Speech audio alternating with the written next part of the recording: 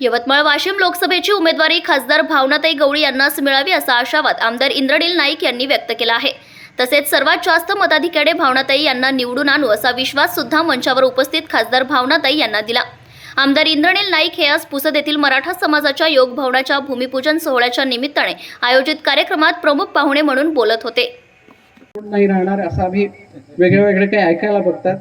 आम्ही दावेदारी केली होती, पण माझं मत आहे की तिकीट आपल्याला मिळावं आणि मिळणार। आणि ही जे सर्व काही स्पर्धा सुरू होईल ती म्हणजे 6च्या 6 विधानसभेमधून कोण जास्त लीड देणार।